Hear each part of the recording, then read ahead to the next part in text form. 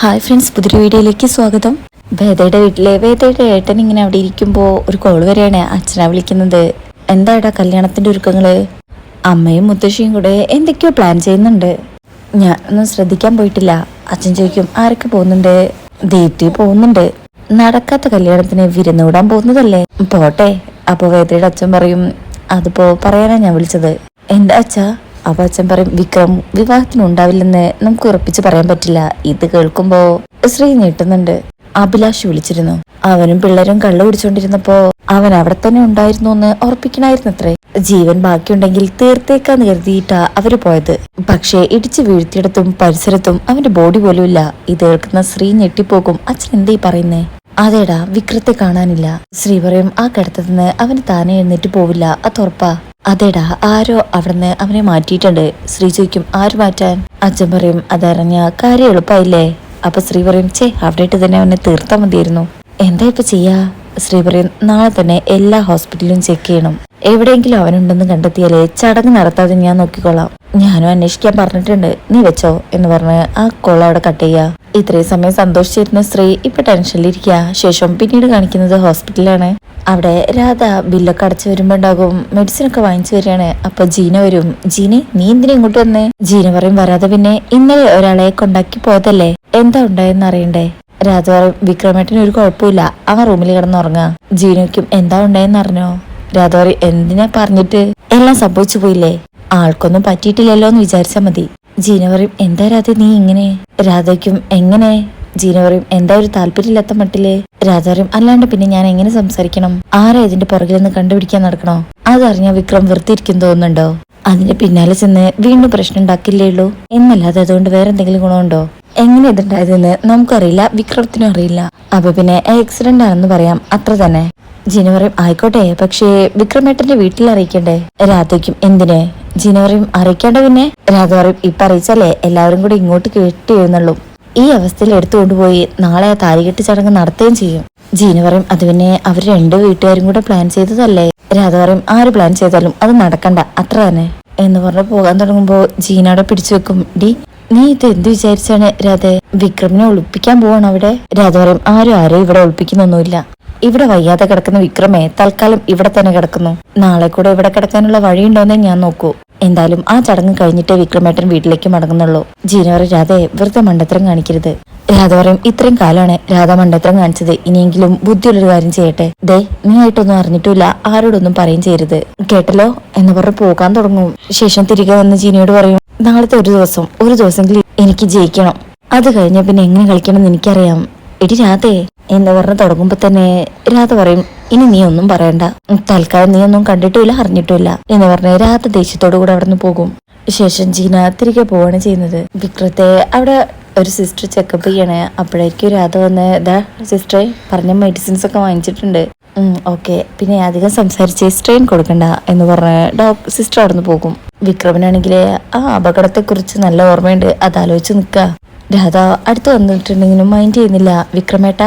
വിക്രം ചോദിക്കും നീയാണോ എന്നെ ഇവിടെ കൊണ്ടുവന്നത്? രാധയ്ക്കും ഇന്നലെ ശരിക്കും എന്താ സംഭവിച്ചത്? ഡോക്ടറെ പോലീസിലെ പരാതിപ്പെടണോന്ന് ചോദിച്ചു. വിക്രം പറയും വേണ്ട, ഇതെന്റെ കണക്കിലുള്ളതാ. രാധയ്ക്കും ആണോ, ആരെങ്കിലും മനഃപൂർവ്വം ചെയ്തതാണോ? അപ്പോഴും വിക്രം വേദയുടെ അച്ഛനും ഏട്ടനും കൂടെ കൊല്ലാൻ വന്ന കാര്യങ്ങളൊക്കെ ആലോചിക്കാണ്. പറയുന്നില്ല. രാധ വീണ്ടും ചോദിക്കും ആരായി ചെയ്തത്? വിക്രം പറയും അറിയില്ല, ഇരുട്ടായിരുന്നു, ആരെയും മനസ്സിലായില്ല. രാധ പറയും എന്തായാലും കൂടുതലൊന്നും ആലോചിക്കണ്ട, സ്ട്രെയിൻ കൂട്ടരുതെന്ന് പ്രത്യേകം പറഞ്ഞിരുന്നോ? വിക്രം ചോദിക്കും നീ എങ്ങനെ എന്നെ കണ്ടത്? രാധ പറയും വിക്രമേട്ടന് ഒരു പ്രശ്നം വന്നപ്പോ ആരാ കൂടെ ഉണ്ടാവാന്ന് മനസ്സിലായല്ലോ, കുറച്ചുനേരം കണ്ണടച്ച് കിടക്ക്, എല്ലാം ശരിയായിക്കോളും. വിക്രം ചോദിക്കും വീട്ടിൽ അറിയിച്ചോ? രാധ പറയും ഇല്ല, ഞാൻ പോയി അറിയിക്കാം. വിക്രം പറയും വേണ്ട, അമ്മ വെറുതെ പേടിക്കും. രാധ പറയും അതാ ഞാനൊന്നും പറയാത്തത്. വിക്രം അവിടെ എഴുന്നേൽക്കാൻ ശ്രമിക്കുമ്പോ വേണ്ടാന്ന് പറഞ്ഞ് രാധ നിർത്തുന്നുണ്ട്. എന്റെ ഫോൺ എവിടെ? രാധ പറയും അത് എന്റെ കയ്യിലില്ലല്ലോ. വിക്രം ചോദിക്കും പിന്നെ അതവിടെ പോയി? ഇങ്ങോട്ട് കൊണ്ടുവരുമ്പോ ഫോണൊന്നും ഉണ്ടായിരുന്നില്ല. വിക്രം പറയും ശരി, നീ അതിലേക്കൊന്ന് വിളിച്ചു നോക്ക്. രാധ പേടിച്ചുകൊണ്ടാ ഫോൺ എടുത്ത് വിളിക്കുന്നത്. സ്വിച്ച് ഓഫ് ആണല്ലോ, വഴിയിൽ ആർക്കെങ്കിലും കിട്ടിക്കാണും. വിക്രം പറയും ഇടയ്ക്കൊക്കെ നീ വിളിച്ചു നോക്ക്. അതൊക്കെ ഞാൻ വിളിക്കാം. വിക്രം ചേട്ടൻ ഇപ്പൊ റെസ്റ്റ് എടുക്ക്, ഇപ്പൊ അതൊന്നും ആലോചിക്കണ്ട. ഷർട്ട് ഇതാ ഇവിടെ വെച്ചിട്ടുണ്ട്, ഞാനേ വീട്ടിലേക്ക് പോവാ, ഉച്ചയ്ക്ക് ചോറ് വീട്ടിൽ നിന്ന് കൊണ്ടുവരാം. രാധ പോകുമ്പോ വിക്രം വിളിക്കാം നാളെ ആ ദിവസം.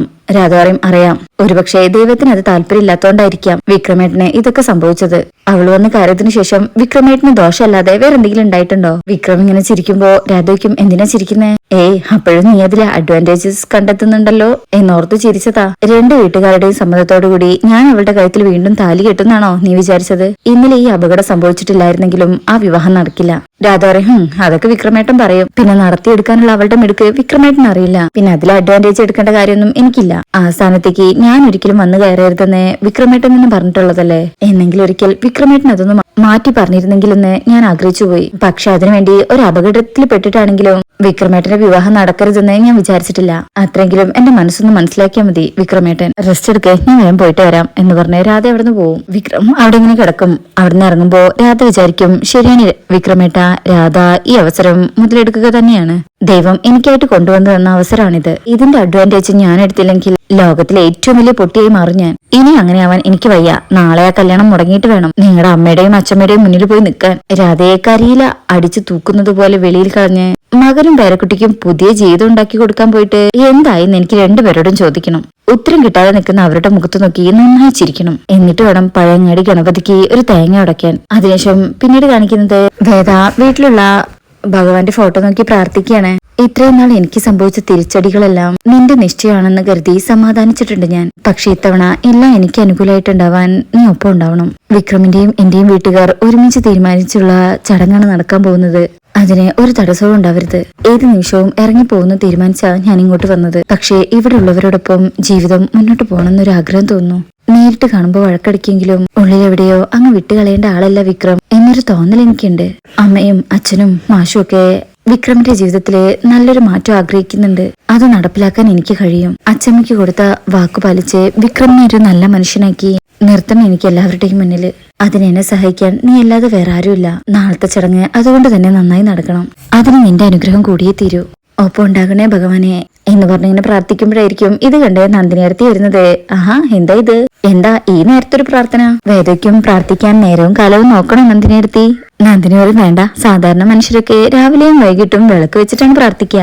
രാവിലെ 10:30 ഇങ്ങനെ പ്രാർത്ഥിക്കണമെങ്കിൽ എന്തെങ്കിലും ടെൻഷൻ കാണണം. അല്ലെങ്കിൽ ഏത് നേരവും നാമം ജപിച്ച് ജീവിക്കുന്ന സന്യാസി ആവണം. നീ എന്തായാലും സന്യാസി ഒന്നും ആയിട്ടില്ലെന്ന് എനിക്കറിയാം. അപ്പൊ കാരണം ടെൻഷൻ തന്നെ. എന്താ ശരിയല്ലേ? വേദ പറയൂ എന്തൊരു കുശാഗ്ര ബുദ്ധിയാ. ഇത്രയ്ക്ക് തലക്കകത്ത് വെച്ചിട്ടാണോ ഒരു തിരിമണ്ടിയെ പോലെ അഭിനയിക്കുന്നത്? നന്ദിനിക്ക് ദേഷ്യം വരുവേ. തിരിമണ്ടി നിന്റെ വേദോർന്ന് പോകാൻ തുടങ്ങുമ്പോ നന്ദിനി പറയും നീ അവിടെ നിന്നേ.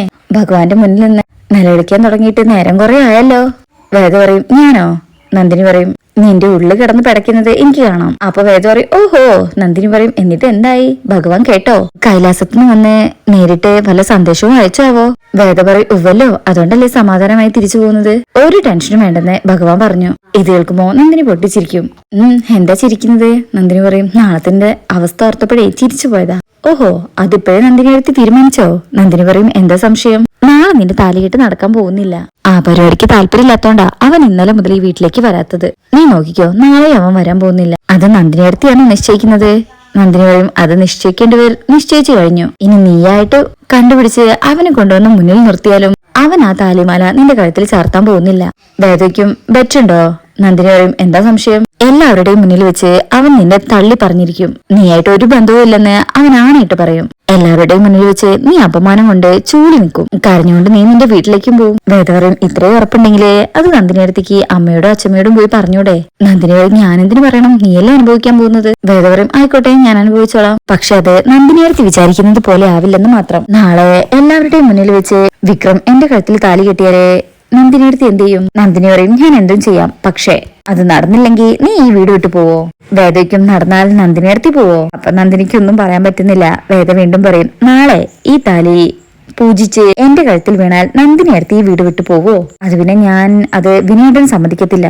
വേദ പറയും സമ്മതിച്ചാലും നിങ്ങൾ പോവില്ല. ഇവിടുന്ന് കിട്ടാനുള്ളത് മുഴുവൻ ചോർത്തിയെടുത്ത് പോകാൻ നന്ദിനി അടുത്ത് വിനായകൻ ചേട്ടനെ അനുവദിക്കില്ല. ദേ എന്ന് പറഞ്ഞ് വിരൽ ചൂണ്ടുമ്പോ വേദ പറയും വെറുതെ ചൂണ്ടണ്ട, ഈ വിരല് ഞാൻ പിടിച്ചൊടിച്ചു കളയും. പിന്നെ ഞാൻ പ്രാർത്ഥിച്ചതേ പരമശിവന്റെ മുന്നിലാ. കേട്ടിട്ടുണ്ടാവല്ലോ, ശുഭ്ര ഗോപിയാ കൈലാസത്തുനിന്ന് മെസ്സേജ് അയച്ചോന്ന് ചോദിച്ച് കളിയാക്കിയതേ.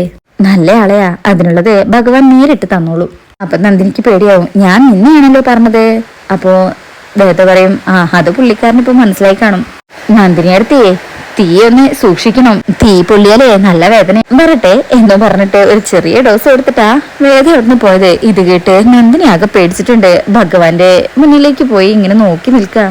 ഞാനങ്ങനെ ദൈവത്തെ കുറ്റം പറയുന്നൊന്നുമല്ല, അവളോട് ഓരോന്ന് പൊറുക്കണ ഭഗവാനെ എന്ന് പറഞ്ഞ് പ്രാർത്ഥിക്കുക. ഈ ഒരു ടെൻഷനും പേടിയും കണ്ട് വേദ അവിടെ നിന്ന് നോക്കി ചിരിക്കുന്നുണ്ട്. അപ്പൊ പേടിയുണ്ട് എന്ന് പറഞ്ഞുകൊണ്ട് അവിടുന്ന് പോവും. പിന്നീട് കാണിക്കുന്നത് വിക്രമിന്റെ ഫ്രണ്ട്സിന്റെ അടുത്താണ്. അവരിങ്ങനെ കല്യാണത്തിന്റെ കാര്യങ്ങൾ പറഞ്ഞ് അവിടെ ഇരിക്കണേ. നിന്നെ ക്ഷണിച്ചിട്ടുണ്ടോ നീ പോവാൻ? അനിയൻകുട്ടൻ പറയും അതില്ല, പക്ഷെ അവന്റെ ആദ്യത്തെ വീട്ടിൽ നമ്മളില്ലായിരുന്നോ, അപ്പൊ പിന്നെ പോണ്ടേ, ഒരു സമ്മാനം കൊണ്ട് പോണം. അപ്പൊ അത് കേൾക്കുമ്പോ മറ്റേ ആള് പറയും ചെല്ല്, അവന്റെ കയ്യിൽ നിന്ന് വെറുതെ വാങ്ങിച്ചു കൂട്ടണ്ട. അങ്ങനെ ഓരോന്ന് പറഞ്ഞു നോക്കുമ്പോ അങ്ങോട്ട് വിനായകൻ വരിക. എന്നിട്ട് ഓരോ വിശേഷങ്ങൾ സംസാരിച്ചിട്ട് അല്ല ആളെവിടെ പോയി? വിക്രമാണോ? അല്ലാണ്ട് ആര്? എപ്പോഴും നിങ്ങളുടെ കൂടെ കാണുമല്ലോ. അപ്പൊ അവൻ വീട്ടിലില്ലേ? വിനായകൻ പറയും ഇല്ല, 2 ദിവസമായിട്ട് അങ്ങോട്ട് വന്നിട്ടില്ല. ആണോ? ഞാൻ വിളിച്ചപ്പോ വിശ്വേട്ടന്റെ മകളെ കൊണ്ട് പുറത്തു പോവാണെന്നാണല്ലോ പറഞ്ഞത്. വിനയൻ പറയും അതെ, തിരിച്ചു വന്നത് വേദയും അപ്പുമോളും മാത്ര. അവരെ ഇറക്കി വിട്ടിട്ട് എങ്ങോട്ടോ പോകാനുണ്ടെന്ന് പറഞ്ഞു പോയത്രേ. അനിയൻകുട്ടൻ പറയും ഞാൻ വിളിച്ചപ്പോ സ്വിച്ച് ഓഫ് ആയിരുന്നു, വീട്ടിലുണ്ടാവുന്ന കരുതിയത്. 2 ദിവസമായിട്ട് ഇങ്ങോട്ട് വന്നിട്ടില്ല. ഇവനത് എങ്ങോട്ട് പോയപ്പോ? അപ്പൊ വിനയൻ നേരത്തെ നന്ദിനി പറഞ്ഞത് ആലോചിക്കാ. നിങ്ങളെ അവന് തെരഞ്ഞ് എങ്ങോട്ടും പോണ്ട, കല്യാണം കഴിയാതെ അവൻ ഇങ്ങോട്ട് വരാൻ പോകുന്നില്ല. ഇതിങ്ങനെ ആലോചിക്കും. ശേഷം അവരുടെ അടുത്ത് ചോദിക്കും വീട്ടിൽ നടക്കുന്ന ചടങ്ങിനെ കുറിച്ച് എന്തെങ്കിലും പറഞ്ഞായിരുന്നോ? ഇനിയിപ്പോ അതൊന്നും മാറി നിൽക്കാനാണോ അവൻ മുങ്ങിയത്? അനിയൻകുട്ടൻ പറയും അങ്ങനെയൊന്നും പറഞ്ഞിട്ടില്ല. അതെന്താ വിനയൻ ചേട്ടനെ അങ്ങനെ ചോദിക്കാൻ കാരണം? വിനു പറയും അവന്റെ സ്വഭാവല്ലേ, ചോദിച്ചതേ ഉള്ളൂ. ശേഷം പുളിക്കല വിളിക്കുന്നത്. എന്താണ് ചേട്ടാ? നിങ്ങൾ പെട്ടെന്ന് ശ്രീനിഷ് സാറിന്റെ വീട്ടിലേക്ക് വരണം, വിക്രത്തിന്റെ കാര്യം സംസാരിക്കാനാ. കോള് വെട്ടയുമ്പോ തന്നെ അനിയൻകുട്ട നീ എന്നേൽക്ക് ശ്രീനിഷ് സാറിന്റെ വീട്ടിലേക്ക് ചെല്ലണം. വിനയൻ ചോദിക്കും അവൻ എവിടെ ഉണ്ടോ? അതറിയില്ല, അങ്ങോട്ട് ചെല്ലാൻ പറഞ്ഞു. ശരി ചേട്ടാ, ഞങ്ങൾ പോയിട്ട് വരാന്ന് പറഞ്ഞിട്ട് അവർ രണ്ടുപേരും കൂടെ അവിടെ നിന്ന് പോകും. ശേഷം പിന്നീട് കാണിക്കുന്നത് ഇവര് ശ്രീനിഷ് സാറിന്റെ വീട്ടിലെത്തി. എടോ നമ്മുടെ ചെറുക്കൻ ഇവിടെ, അവൻ ഇന്നലെ മുതൽ കാണാനില്ലെന്ന് പറഞ്ഞു. അനിയൻകുട്ടൻ പറയും ഞങ്ങൾക്കറിയില്ല സാറേ, രാവിലെ വിളിച്ചു നോക്കി ഫോൺ ഓഫാ. ഇപ്പതാ അവന്റെ ചേട്ടൻ അവൻ അന്വേഷിച്ച് ക്ലബിലേക്ക് വന്നിരുന്നു. ശ്രീനിഷ് സാർ പറയും നാളെ അവന്റെ 2ാമത്തെ താലികെട്ടല്ലേടോ. അനിയൻകുട്ടൻ പറയും വീട്ടുകാരുടെ ആചാരപ്രകാരം അവനത് ചെയ്യണമെന്ന് ആഗ്രഹം. ശ്രീനിഷ് സാർ വയ്ക്കും ഇനി അതിന്ന് രക്ഷപ്പെടാൻ അവൻ മുങ്ങിയതാണോ? അങ്ങനെയാണെങ്കിൽ ഞങ്ങളോടെങ്കിലും സൂചിപ്പിക്കേണ്ടതാ. ശ്രീനിഷ് സാർ പറയും ഇതിപ്പോ ആ കുട്ടി പുളിക്കലിനെ വിളിച്ച് അന്വേഷിക്കുന്നു, എന്നെ വിളിക്കുന്നു, നമ്മൾ എന്തെങ്കിലും കാര്യത്തിന് പറഞ്ഞയച്ചതാണോ എന്നാണ് ആ കുട്ടിക്ക് അറിയേണ്ടത്. അവന്റെ ചേട്ടൻ വിശ്വം നേരിട്ട് ഇവിടെ വന്നിരുന്നു. അനിയൻകുട്ടനും ഫ്രണ്ടും പറയും ഞങ്ങളും സാർ എന്തെങ്കിലും കാര്യത്തിന് പറഞ്ഞയച്ചു എന്നാ കരുതിയത്. ശ്രീനിഷ് സാർ പറയും കണ്ടില്ലേ, നാട്ടുകാർ മുഴുവൻ അങ്ങനെ ധരിക്കുന്നു. ഇനി അവൻ കല്യാണത്തിൽ നിന്ന് പിന്മാറിയതാണെങ്കിൽ നമ്മൾ അവനെ സപ്പോർട്ട് ചെയ്തു എന്ന് നാട്ടുകാർ പറയും. പുളിക്കൽ പറയും സാറേ എനിക്കൊരു സംശയമുണ്ട് എന്ന് പറഞ്ഞ് കാണിക്കുന്നിടത്താ ഈ ഭാഗം കഴിയുന്നത്. പിന്നെ ഇതിന്റെ നെക്സ്റ്റ് പ്രമോ വന്നിട്ടുണ്ട്. ഇതില് വേദ ശ്രീയെ വിളിക്കണേ, വിക്രം എവിടെയുണ്ട് എന്ന ചോദ്യത്തിൽ തന്നെ ശ്രീനാഥ് ആകെ പേടിക്കുന്നുണ്ട്. പിന്നീട് കാണിക്കുന്നത് വേദയും അമ്മയും സംസാരിക്കുമ്പോ മുത്തശ്ശി പറയും നീയും അവനും ശിവപാർവതിമാരെ പോലെ ഈ വീട്ടിൽ കഴിയണം, വേഗം റെഡിയാവ്, ഇനിയാണ് അച്ഛമ്മയുടെ ആക്ഷൻ നീ കാണാൻ പോകുന്നത് എന്ന് പറഞ്ഞ അച്ഛമ്മ വേദയെ കൂട്ടി രാധയുടെ വീട്ടിലേക്കാ പോകുന്നത്. രാധ ഓട്ടോ എടുത്ത് പോവാൻ തുടങ്ങുമ്പോഴായിരിക്കും ഇവര് വരുന്നത്. അച്ഛമ്മയെ കാണുമ്പോ തന്നെ രാധ പേടിക്കുന്നുണ്ട്. പിന്നെന്താ സംഭവിച്ചെന്ന് അറിയില്ല. അതിനുശേഷം പിന്നീട് കാണിക്കുന്നത് ഹോസ്പിറ്റലില് വിക്രം ഇങ്ങനെ ഞെട്ടിലോടെ നിൽക്കുന്നതാ. ഒരുപക്ഷെ രാധ നിവർത്തികേട് കൊണ്ട് അവരെ കൂട്ടി അങ്ങോട്ട് വന്നിട്ടുണ്ടാവണം. അപ്പൊ നമുക്ക് അടുത്ത ഭാഗത്തിനായിട്ട് വെയിറ്റ് ചെയ്യാം. ഇന്നത്തെ റിവ്യൂ ഇഷ്ടപ്പെട്ടിട്ടുണ്ടെങ്കിൽ ചാനൽ എല്ലാവരും ലൈക്ക് ചെയ്ത് സബ്സ്ക്രൈബ് ചെയ്ത് സപ്പോർട്ട് ചെയ്തേക്കണേ. താങ്ക്